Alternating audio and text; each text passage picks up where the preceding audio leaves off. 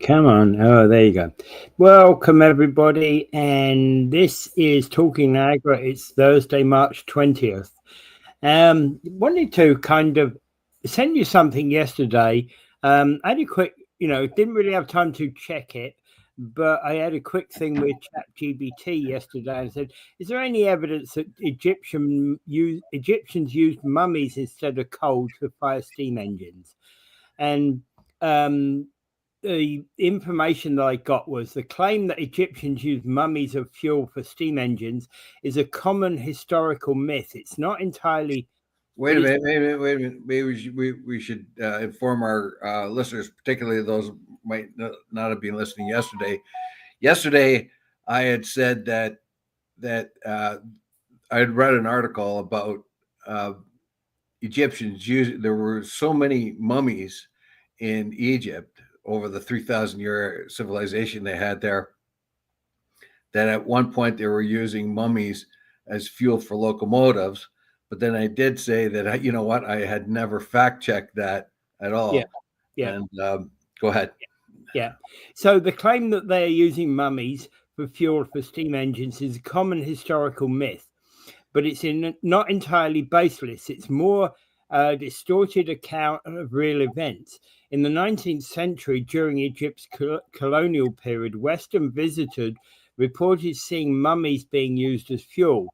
However, this wasn't part of any early Egyptian practice. Rather, due to the sheer abundance of mummified remains, the perception that they had little value. At the time, Mark Twain famously joked about trains in Egypt being fueled by mummies in The Innocents Abroad in 1869. But this was likely an exaggeration or satire. So I think that probably is true. There's scattered reports by some locals or opportunistic travelers may have used mummy wrappings which contain resin and oils that burn well as kindling, but there's no credible evidence that mummies were systematically used to power steam engines.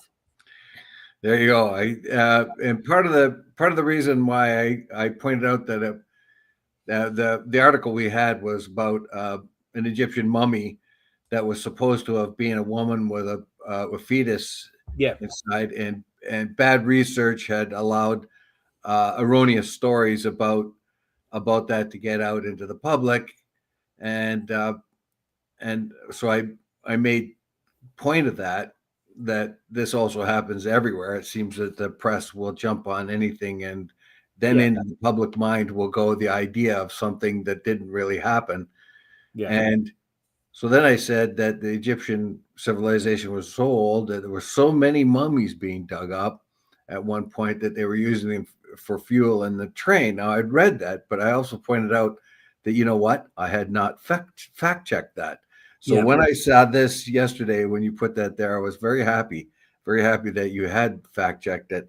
Now we know the source. Well, Of, I use Chat GPT to fact check it, right? I'm not saying I went deep into it, but it was like you know, um, I'm more inclined to believe the satire part. And hey, especially when I see that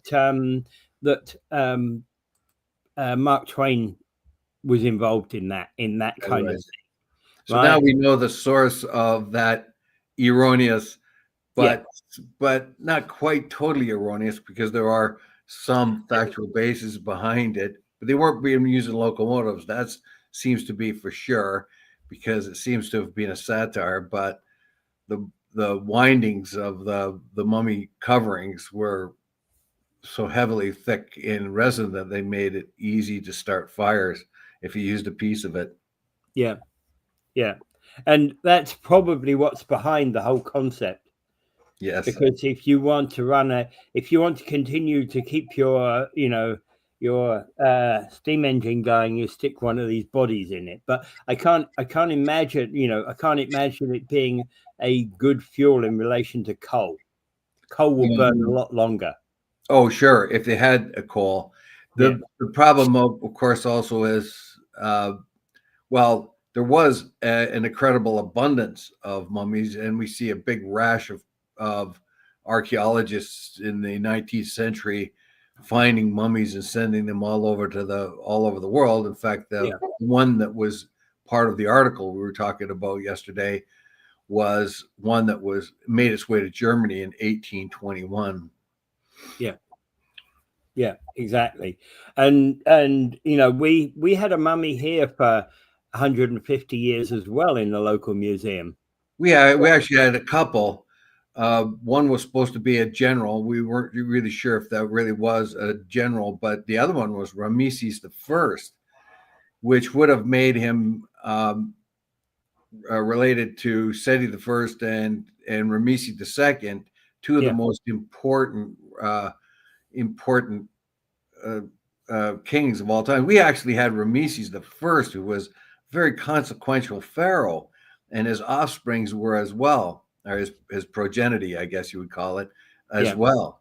And he may have been the one, or his sons may have been the one, that were involved in the expulsion of the Hebrews from Egypt, biblically, if you wanted to believe that biblical story, which he languished in this museum. When somebody bought the museum, they offered it to the Ontario Museum, the RUM, and they turned him down. It ended up going happily the Emory University in Atlanta. Wow, they thought they got a gold mine when they were able to buy that. And then later, after doing studies on him, repatriated that mummy back to Egypt. Yeah, so it had languished here for 150 years in our. And I saw that mummy several times, of course, myself. Yeah, I remember seeing it once, but but more recently they didn't have it on display, did they? I'm not so sure, but it was, and I was beside myself. We were all up about building casinos and glitz and stuff like that, and yet here was an underappreciated tourist.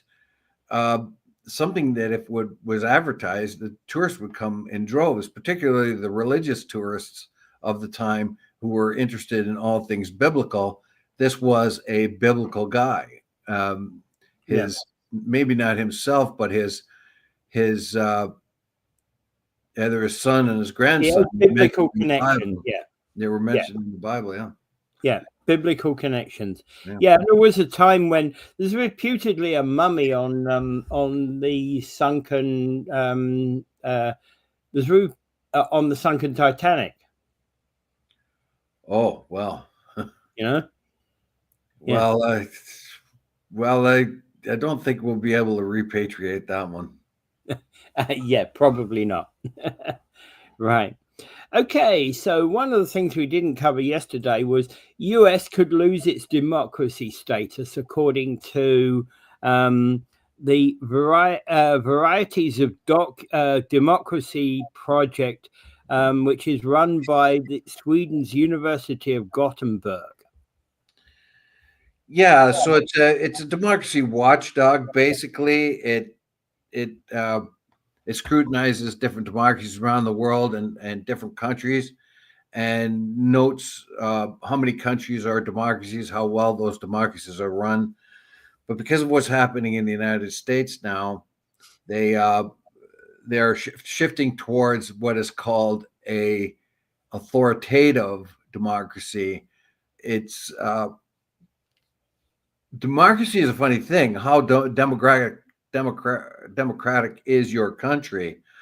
Now, the United States and Canada have been kind of imperfect democracies in their rankings previous to this, because of the way the elections are held and the representation that we have. Like, for instance, we have a prime minister that may only need to get 40% of the seats in order to become, 40% of the vote in order to become a prime minister. You can,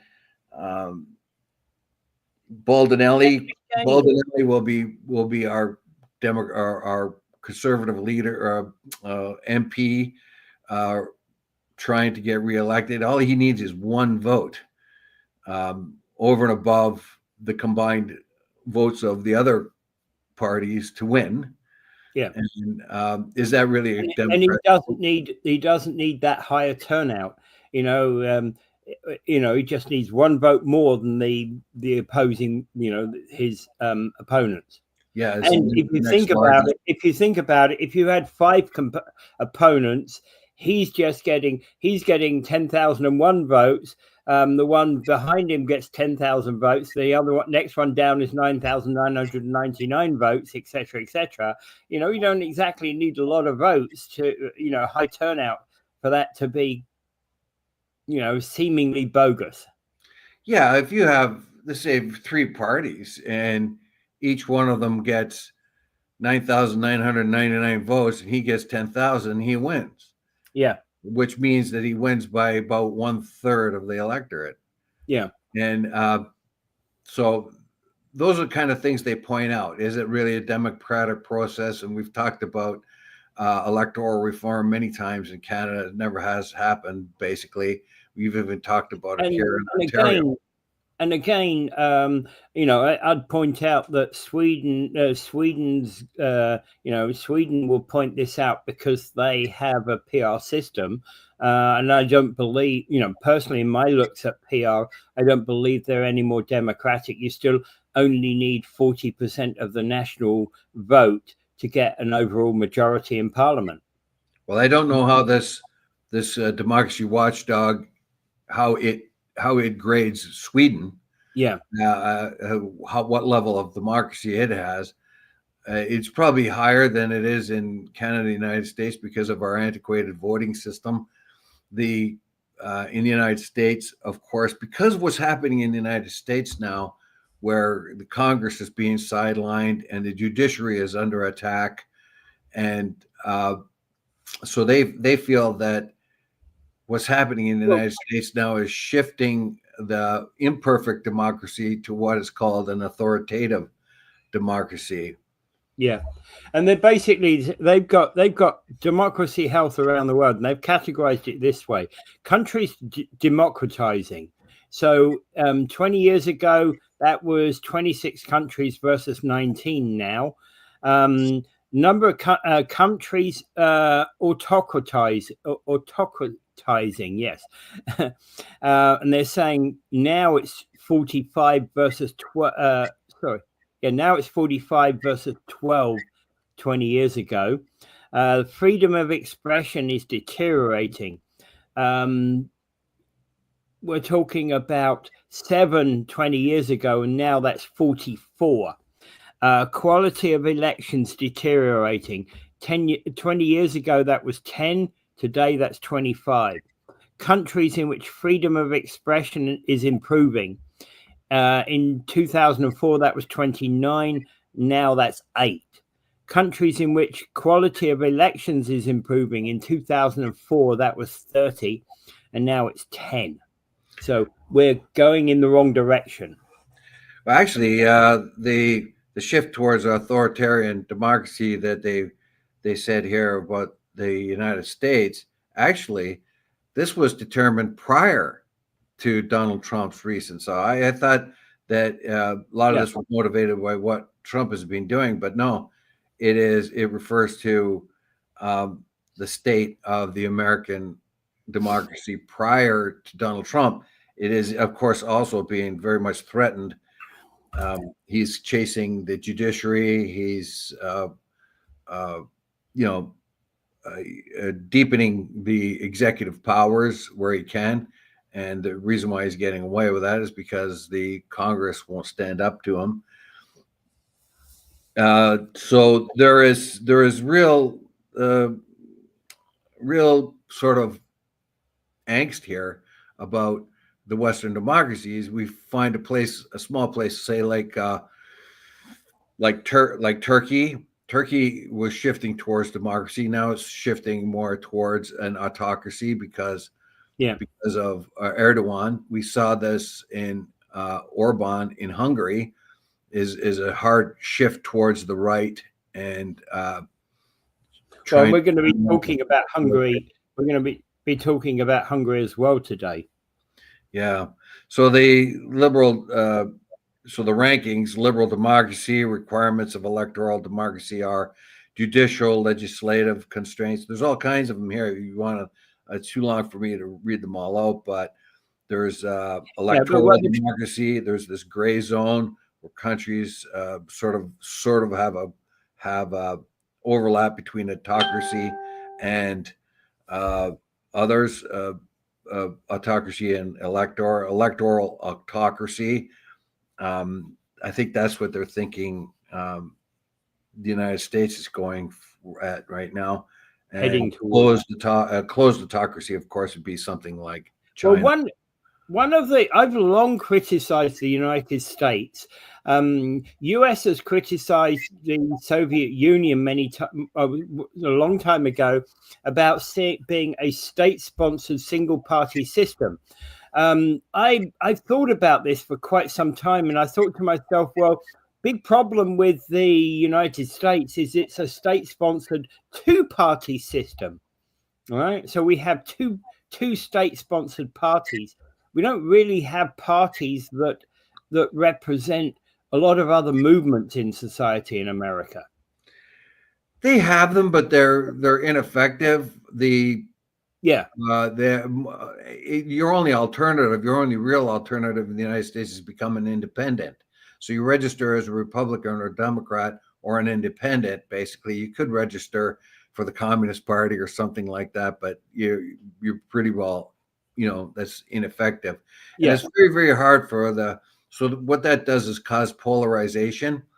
It causes the good guy, bad guy narrative to come worse and worse, and it causes competition among the two parties to be the preeminent party and exclude the other one completely, so that it is actually functioning, whether you go left or whether you go right, it's pretty much functioning an exclusion of the other side.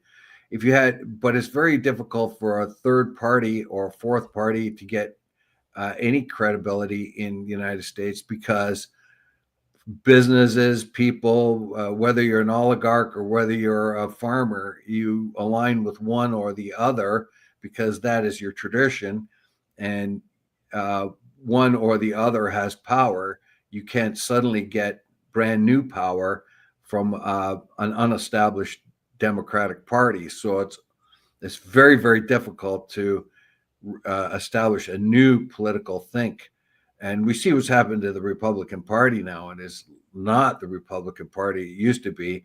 It has switched its stripes to be a Trump party, almost a cult following. So I was going to say there's about, even before Trump, there were probably 15 different strands of the Republican Party. The Tea Party, yeah, of course. That happens in every party. But less so with the Democrats, but more so with the Republicans, I think.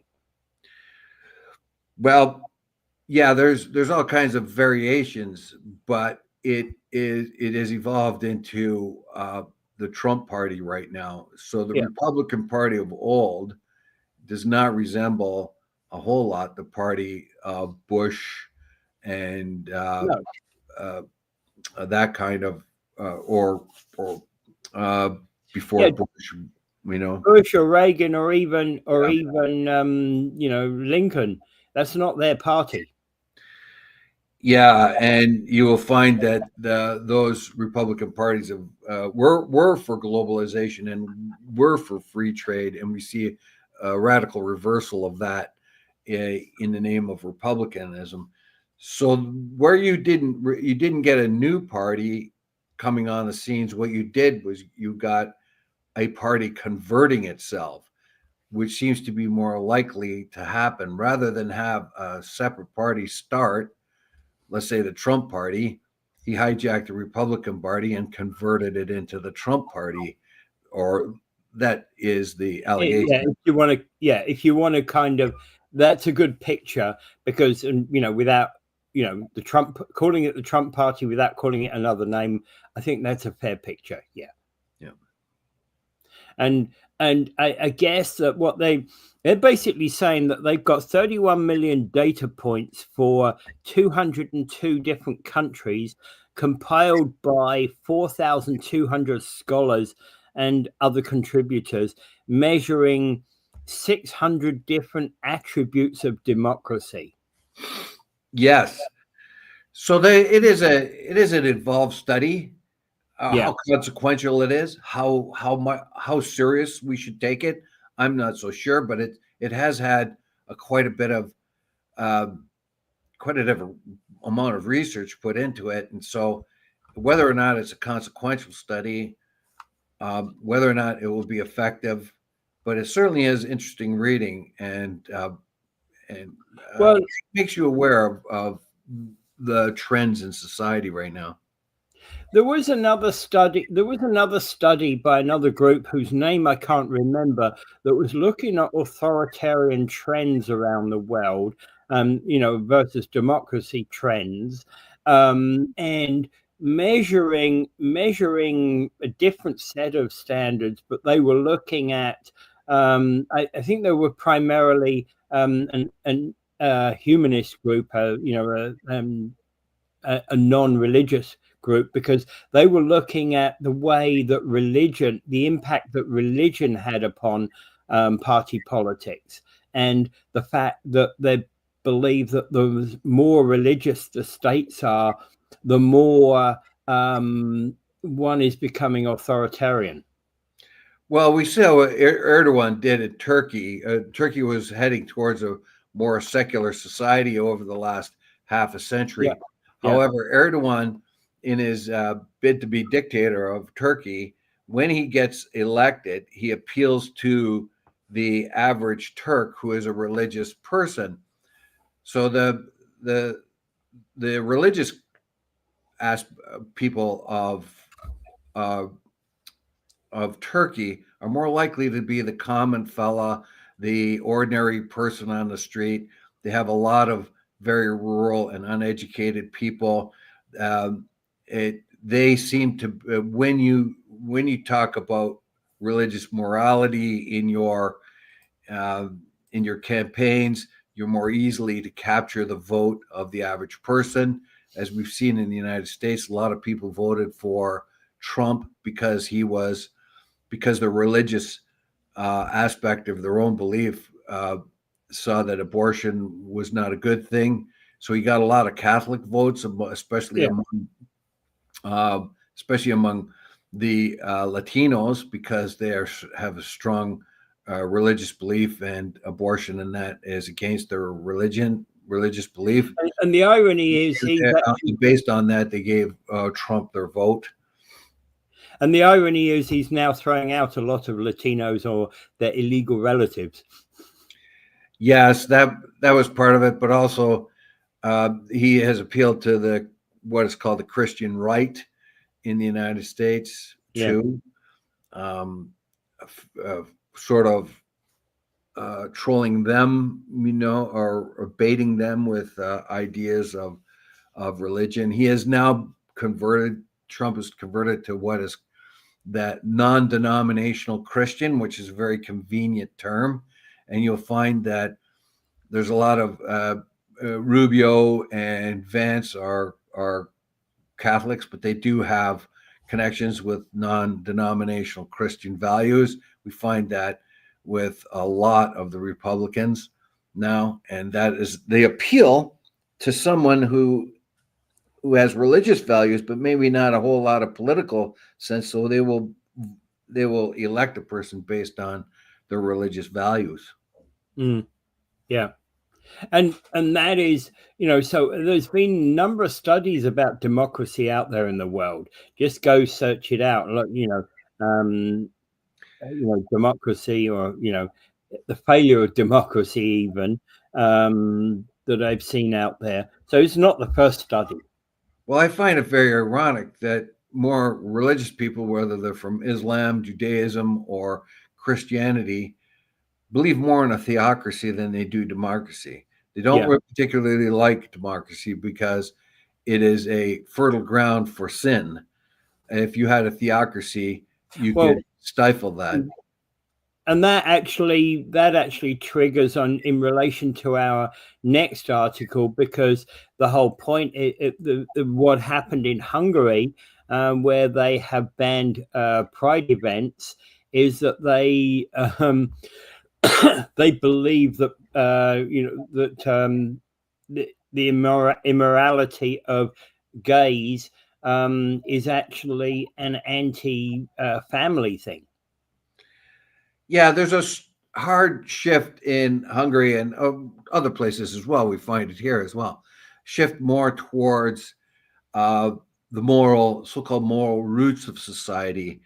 And Orban has been able to get a lot of traction because there is this undercurrent of culture that looks at something like the LGBTQ parades, the pride parades, and things like that as contrary to the Yeah, moral foundation and of the culture. and And they and the it's act getting a which lot is of traction. and the act which is banning the pride events is the Child Protection Act. Yeah, so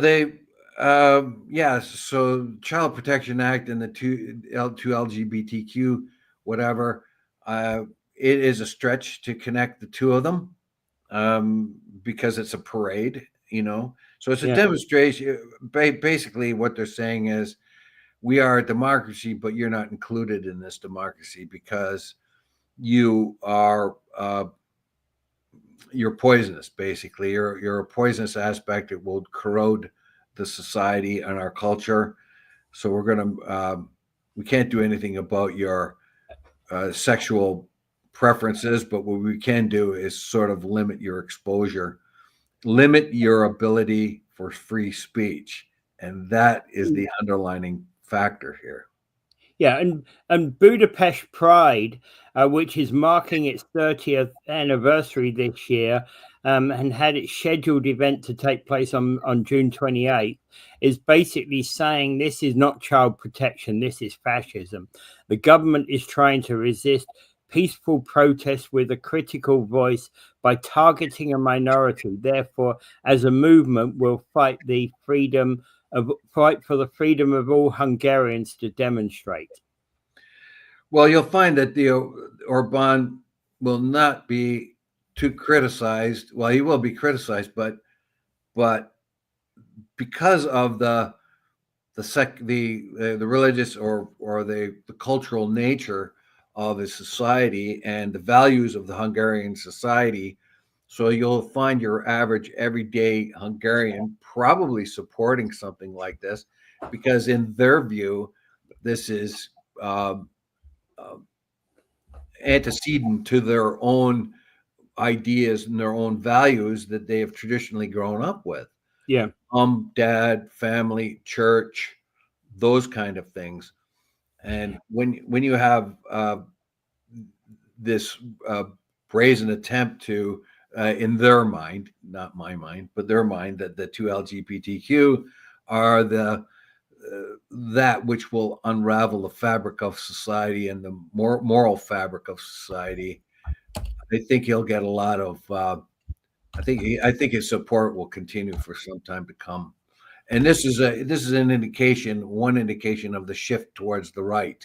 So these marginal groups in our society that are looking for rights are being pushed farther away into the margins.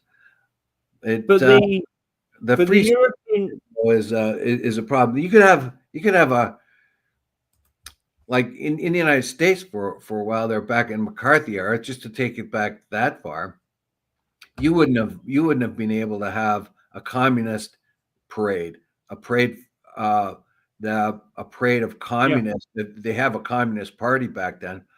The Communist Party was made illegal. That's an imposition of their free speech and free will. They had no demonstrations or advertisements for the Communist Party were allowed, because even though they should have been protected by the free speech and the rights, it was deemed by the government as contrary to the values of the state, and therefore it and became illegal. yeah And again, in relation to Hungary, in 2022, the EU Executive Commission had filed a case in the European Court of Justice against Hungary's child protection law.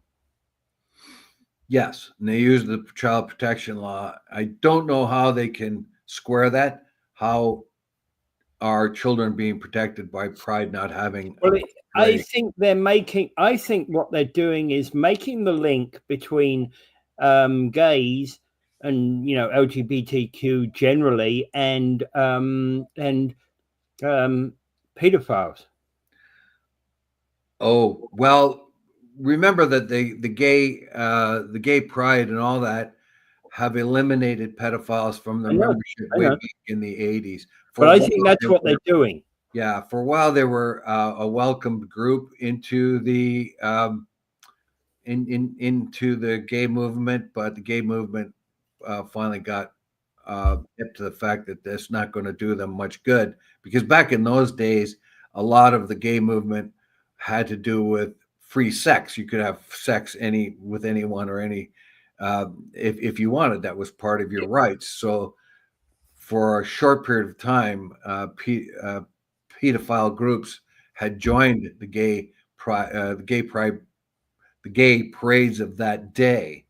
But around about the 90s, they made sure that they got out, like they combed them out of the organization. So the Pi Group in Britain and the Man Boy Love Association in the United States were excluded Yeah. from the Oh, whole. yeah. But what I'm saying is, I think that's where they're making the link here in Hungary.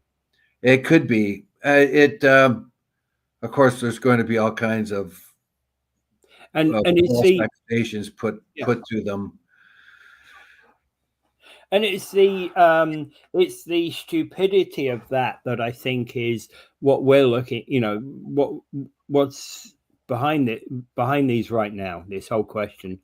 Yeah, so there's some people, of course, would say that they're worried about the social contagion of gay people. We found that in Thailand, when a lot of gay people started going to Thailand because they felt much more relaxed in a situation where they had much more sexual freedom, that you had an abnormal spike in young men and women believing they were gay or part gay, which irritated the Thais a lot, because they felt it was the influence of a lot of Western gays going into the country and making it sort of exotic to be gay, uh, and made that consideration for a lot of young people. They felt they were perverting their normal development if left to their own devices in their own society. So there is that fear, that Yeah. that kind of thing, and perhaps that's what Orban ostensibly feels he needs to do that. Right. Basically, what Kip Finn is saying is not what they say at the parades; it's how they display themselves. Picture a parade down Queen Street with two fine gentlemen on a float wearing thongs and tassels on your nipples. Yeah, to you and me, that's kind of revolting. I guess to another person Well, of their I own can see many persuasion, that gay would people. be attractive. I can see many gay people not going for that. Oh, sure, but it's not just gay; it's the two Yeah, I know. LGBTQ. It's I a know. whole thing. But again, on that, But in as far as in Hungary, they could put restrictions on what they can wear in order for them to have the parade. They could put restrictions on the things you can do. You can't go with a thong with nipples through your. Uh, you could just walk down the street in support of the Pride movement. That would be their free speech, but it would also limit the sort of vulgar aspects of the two LGBTQ. What most of us feel is the vulgar aspects yeah, of it. yeah, and the thing is, Okay, so I'm going to say that, hey, I love the picture on this particular one where opposition MPs set off orange and red smoke bombs in Parliament. Oh, orange, red, and green smoke bombs in Parliament. Well, that would be the colors of Hungary, right? With the flag, I think, right? I'm presuming so, yes. Yeah. I'm not so sure about that. Obviously not, unless they were trying to create a rainbow of some kind. There's one of these there's one of these one of these normally suited MPs in there that is looking at these protesters that are the opposition MPs, is looking at them with an expression which is kind of saying, "You frigging nutcases." Yeah, those are the colors. Well, the color of the Republic of is red, white, and green.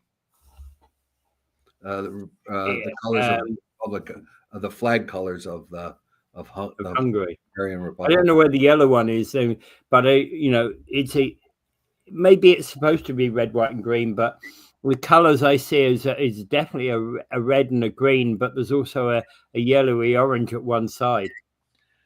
Well, so I you know what, I didn't look into what the significance of those colors were, but I don't think it mentioned it in the article. Yeah, no, I don't think it did.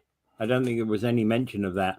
I was just, I don't think you could get away with that in the Canadian Parliament, could you? I don't know. I can't see you'd be thrown out, and it would not be accepted by the Canadian the Canadian people. No, the Parliament, you could be rude. There is decorum, and you have to. I think it would be objectionable to any Canadian to have that kind of demonstration in their government. Break out your colours, put a flag out there if you need be, but you wouldn't be allowed a smoke bomb in the Canadian Parliament. Yes. All right, let's move on to, so if we under elections, Pierre Poilievre won't be allowing the media to travel with him. Yeah, what is that all about? Well, he says that he's perfectly welcome to all the press after they stop and they start doing their stump speeches and that.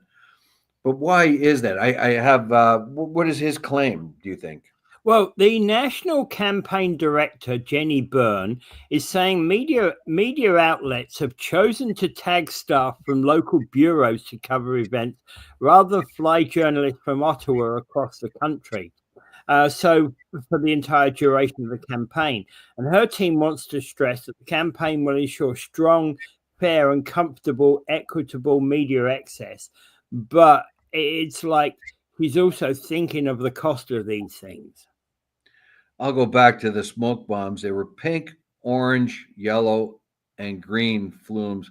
So I suspect that they're trying to create a rainbow sort of effect. Gotcha. Gotcha. Yeah. Makes sense. Makes a lot of sense. Yeah. So So why is it that he doesn't want press to travel with him? Well, he's actually. The funny thing is that he's been very averse to press recently, and so it seems to be the current conservative mantra, isn't it? Because if you look at Doug Ford's election, essentially we've had conservative candidates across the province refusing to talk to the press. Yeah, we found it right here. Yeah, where our own conservative candidate, Ruth Ann Newstag, and refused to engage in a debate. Yeah. I think that probably lost her 2,000 votes at least. Yes, she also seemed to avoid the press. Now, is it? I think of course, the idea of the conservatives has been that the press is normally against them. That the press, by and large, is slanted away from them because journalists most likely go through journalist school and are more exposed to left ideas and more influenced by left ideas in academia.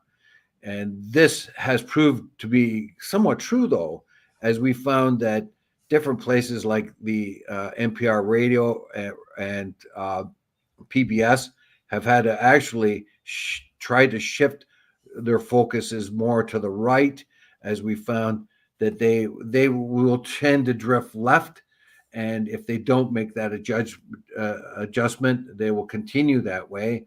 We see that with the CBC as always being criticized as being too left focused, and their opinions are left of center. So the conservatives are very wary of the press, and we found that it was that in Montreal and in Toronto, for the by-elections, the conservative candidates there avoided the press. Yeah. Particularly in the St. Paul area of Toronto, they were completely completely excluded by the candidate there. And the reasoning being that the press will get in and bias their reporting, because in the conservative mind, the press is more left-leaning. So that might be a possible reason why. It's ironic. It's ironic. I've always thought, and I guess that it's because of Britain. I would have said that if I was looking at the British press, I would have said they're primarily right-leaning. You go to the Sun, you've got the News of the World as it used to be before it was abandoned.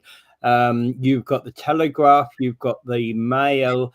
All can be considered right-leaning. You probably got the one in the center being the Times, with. Well, we don't have that problem. We don't have that problem in Britain, do we? We don't have politicians avoiding the press, do we? No, that's true as well. Yeah. So it doesn't exist there. Here we have a problem, or perceived problem, and I think they have pretty right, pretty correct about that, because we found that in the United States, that conservatives, Republicans, have refused to come on PBS and NPR. And I remember listening where they would have political opinions on this or that, and they would say, we tried to get a Republican to talk here, they won't talk to us, this and that. And so for a long time, Republicans were avoiding PBS and NPR, objecting to them because they had too left-oriented bias. So that's probably part of the reason why the conservatives have avoided the press. I didn't work here for Len Newestag. It did not work at this level. But Poilievre is running a very, very tight ship, and he will not let the politicians do or say what they want to do. He will not let them get into trouble. He does not want them to say something that can get exploded by the press and extrapolated. So that's mind you, I have to say I've seen a few articles on. Seen a few things published on Facebook over the last week, which is indicating that a lot of the Canadian press are actually owned through in the United States. Of course, that's a transnational thing, but you would have an editor here in Canada, So, and it's not entirely true that the press is all leaning to the left. Of course, you have the Sun. Of course, National Post is right of center. The Globe is fairly central. sometimes a little left and sometimes a little right of center, depending on whose opinion you're reading out of there. They have an editorial board that seems to be fairly grounded in centrism. But you get places like in the United States where you have Fox, which is idiotic, and CNN idiotic the other way. Yeah. So where they want to jump on innuendo and make a mountain out of a molehill and all that kind of thing. So you really have to be careful of who is covering it. And notice in the Canadian politicians, when they make their case to Americans, they go straight to the United States networks, CNN, MSNBC, Fox. How many times has Doug Ford been on Fox? We find that Carney, when he launched his campaign, first thing he did was go to John Daly, the Daily Show in the United States, and did the circuit of talk shows, that kind of thing. So you can use the media, but you have to pick and choose how you do it down there.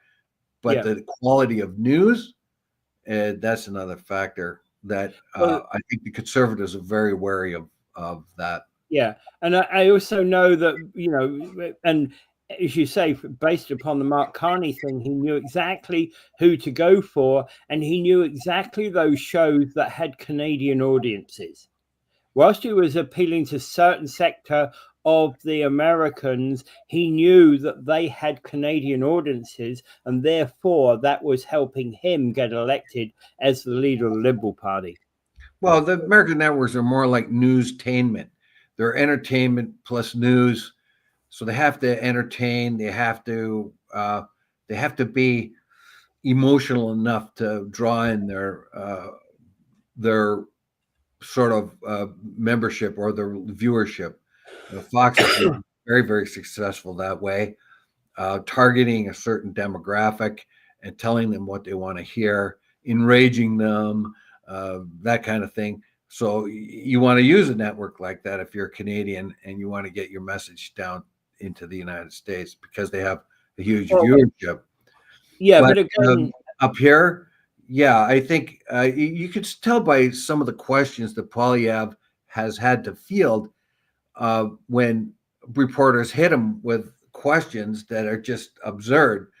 One of them, like he'll say, "Well, you're going to do this and you're going to do that," and this report says, "Well," he says, "Well, what report?"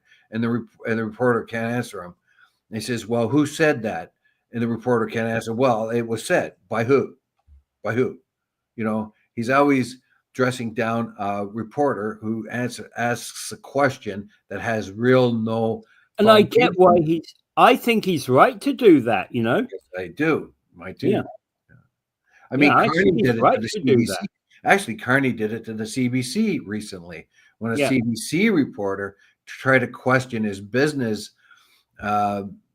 his businesses that he's put on hold while he's prime minister.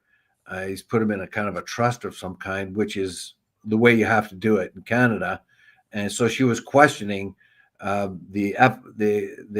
he had really done any of all that and how that.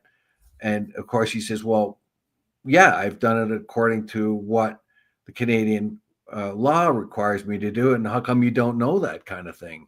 So why are you asking me questions like this when you have?" And that was the underlying between the lines kind of comment.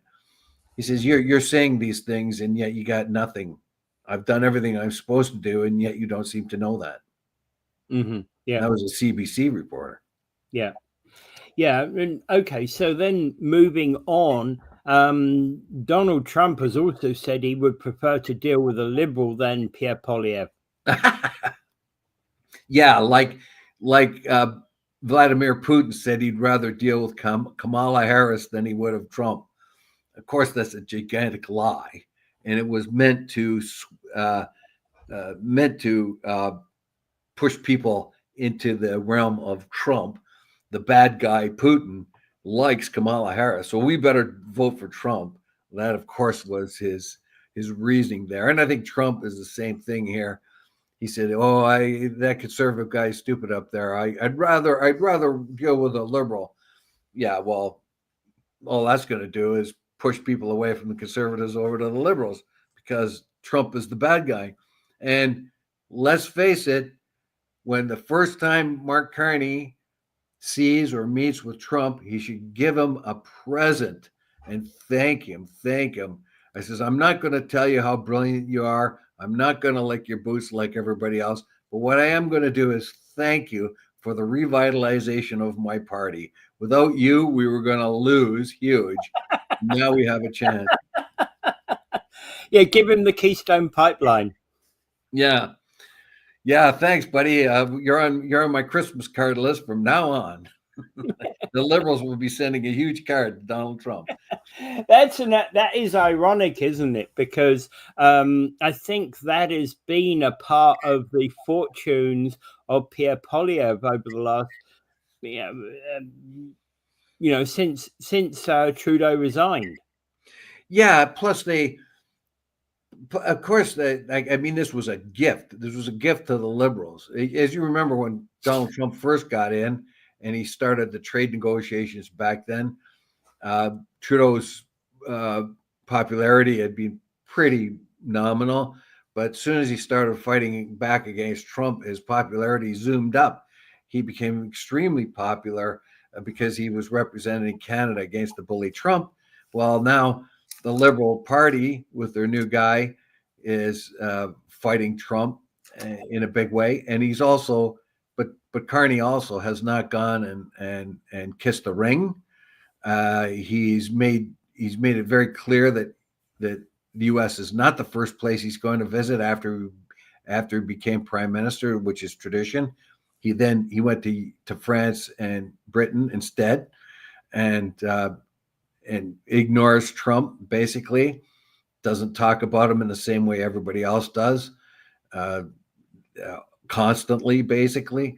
And he's going to be able to paint Poilievre as Trump light in the upcoming elections. So, yeah.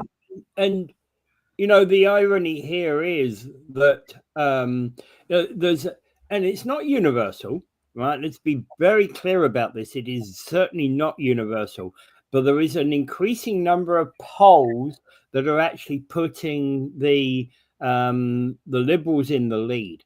There are still a large number of polls that put the Conservatives in the lead, but most of them are pretty well neck and neck at about 35% each. Well, what Carney used to believe in the carbon tax, he doesn't believe in it now, so it's gone. So he's taken one of the biggest issues that the Conservatives were doing was the carbon tax. Yeah. So they took that away from the Conservatives. So they took the teeth out of the Conservative bite there. They also are re-examining the capital gains tax. That will be reversed. So that's another tooth out of the Conservative bite. They're also talking about pipelines and expanding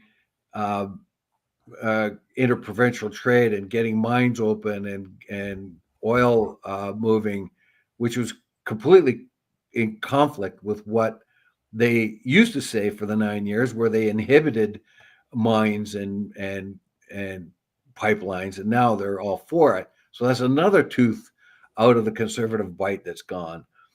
Now, what I would caution here, although the Liberal Party's numbers are going up, the Conservatives have had a very large grassroots support under Poilievre. As we said before, Poilievre got 300,000 new Conservatives signing on during the first part of his leadership, which is the quiet majority. And so I would think that they are going to be those new Conservatives that signed on are going to be a real force to be reckoned with, because they're going to be out there pounding the pavement.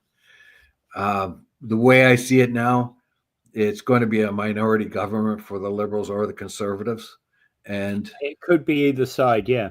Yes. But a minority. And seriously, in Liberal Party headquarters, they have a enormous big picture of Donald Trump now, and they lay flowers at his feet. Thank you, thank you, thank you, Donald Trump. Donald Trump, the liberal god. Who would think? Who would think? Okay. Have we got any comments in all of that? No, we don't. Okay. So moving on. UN worker killed in Gaza as Israel airstrikes return. That's what you were talking about yesterday, wasn't it? Yeah. Israel has decided that it's going to abrogate the ceasefire. It has said that Hamas is not turning over the hostages fast enough. And depending on what article you read, they're using all kinds of excuses. One, the hostages aren't being released fast enough, and that Israel wanted a change in the conditions of the ceasefire that Hamas refused. So Israel has said that those are U.S. proposals, but they were actually that Hamas has refused to negotiate because they already have a negotiated plan, and Hamas doesn't want to divert from that, according to them, and according to the Israelis, the Hamas is refusing U.S. proposals, which are actually Israeli proposals filtered through the Americans and or through the Israelis. So they started their bombing campaign, and Netanyahu, the murderous dog that he is, and I feel I have to apologize for getting emotional here. He's just killed 436 more people in a bombing campaign. 183 of them were children. Yeah, yeah. And well, people who are just largely innocents there, because and included some potentially UN aid workers. Yeah, they said it was an accident, but the UN compound that was hit was an isolated building that was well known as a UN depot or of some kind, or building of some kind, and artillery shells hit it. And when they said that we didn't do that or whatever, BBC has been able to get photographs and pictures showing the UN workers being delivered at the hospitals, the ones that were still alive. And UN these UN workers have got blue flak jackets, blue helmets, so they stand out. Yeah, it's obvious what he's doing. Also, he's cutting back on aid and food and medicines and all that other stuff. Electricity that is required for the desalination plants so the people can get water, ample supply of water. Yeah, the accusations here among his own critics in Israel is that as long as the war keeps going, Netanyahu will not have to face the electorate. Now we have a whole lot of criticism against Zelensky for not having an election since 2019, since the war began. Well, we haven't had one in Israel, have we? Since this has began, they were due to have more elections, but they couldn't have the elections as long as this war was going on. And this is and as long as the war keeps going, Netanyahu could still be leader of Israel.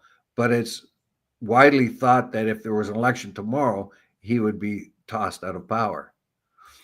Yeah. Not that I've seen any polls or anything like that, in Israel. No, but the anger towards Netanyahu was coming on prior to the Hamas outrage when they attacked inside Israel and killed 1,200 people, took another 250 hostages. That was his excuse to maintain power by keeping the war going. Yeah, and that's the biggest criticism of him. As long as that war keeps going, he won't call election. Election won't be called. So when the United States blames Zelensky and said, "Ha, you haven't had elections since 2019, since the war began," well, you have the example of Israel not having an election because there's a war. So where do where is your you're kind of two-faced on that one. Yeah, and again, I've just looked up that question about polls in Israel, and it's saying here Naftali Bennett still leads in a new poll, but Likud has made gains. Well, Bennett himself isn't exactly. Don't see the data. I don't see the data there. I'm just seeing the commentary, and this is Jerusalem Post. Yeah, Bennett. Well, the power dynamic in Israel is very. And again, I can't even. There's a lot of different parties, and they have to have alliances. So, but then again, looking this up, I'm also seeing under the kind of search for polls in Israel, 60% of Israelis support a return to fighting Hamas in Gaza. Well, sure, they're getting, but remember too that the Israelis have been able to limit the press coverage. Yeah. They've got rid of Al Jazeera. They got them out of there. They won't allow Al Jazeera to publish in their country. Imagine that if we denied the U.S. Rights to publish here or AP. Yeah, they get kind of. And all the other press have been very careful of how they report it because they don't want to get banned or marginalized either. No outside journalists is being allowed into Gaza, so they have to rely on people that are either snuck in there, which are very few, or the people who already exist there that are working for different journalists. Remember, the Israelis have been fed a super one-sided story in their media, and I don't know. And I wasn't passing comment. I was just saying, did my search about whether there was polls in, what the polls were in Israel, and that one came up alongside it, right? Yeah. So the accusations against Netanyahu, as long as the war keeps going, he can maintain power. Yeah. And he's had the ultra right wing representatives rejoin him in his government as soon as the ceasefire ended. So as soon as he started bombing the crap out of people, the right wing elements of his government rejoined it. Guys like Ben Gvir and Smotrich. Yeah. And hey, I just did a quick search, so I'm, it's again like what you were saying like what we were talking about yesterday. It's it's not been reviewed. It's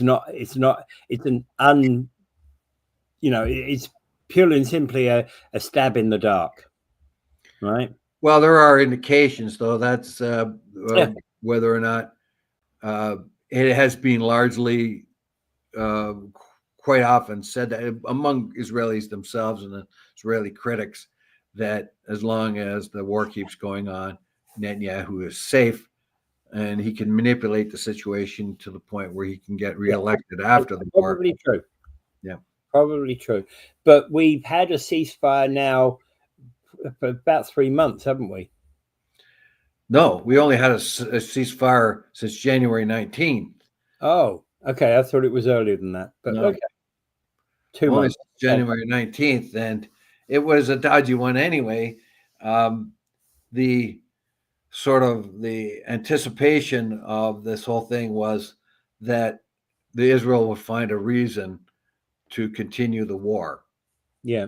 Once they got a good breather and were able to reorganize their troops and give their soldiers a bit of a rest, they would start it again under some kind of pretext. And that may they have to do something in order to clear the land for Donald Trump's new Gaza resort land. Well, even with the renewing of the conflict, the lapse in the ceasefire here, they had to check with the Americans to make sure it was okay to do it. So they told him what their plans were and looked for the green light from the U.S. The U.S. gave it, as they always do, because the U.S. are slaves to Israel. Yeah. Yeah. All right. And that really bothers me. That really bothers me, but I think we'll leave it at that point. Yes. And without further ado, I bid you adieu. Pray for peace huge now, because Putin has snubbed Trump enough that he made Trump wait an hour before he got on a telephone call. They were scheduled to have a telephone call, but Putin allegedly was in a television meeting of some kind, and he was reminded that Trump was on the phone. Oh, he can wait, kind of thing. So that gives you an indication that Putin really doesn't have a whole lot of high regard for Trump, and Trump is being used by Netanyahu as well. So unfortunately, I don't see peace coming too soon. I had some hopes that we would get some kind of peace, even if it was half fair to Ukraine. Yeah. But Yeah. Putin seems to be the one that's driving the issue there. We'll see. Yeah. Let's keep praying for peace. God, let's stop this.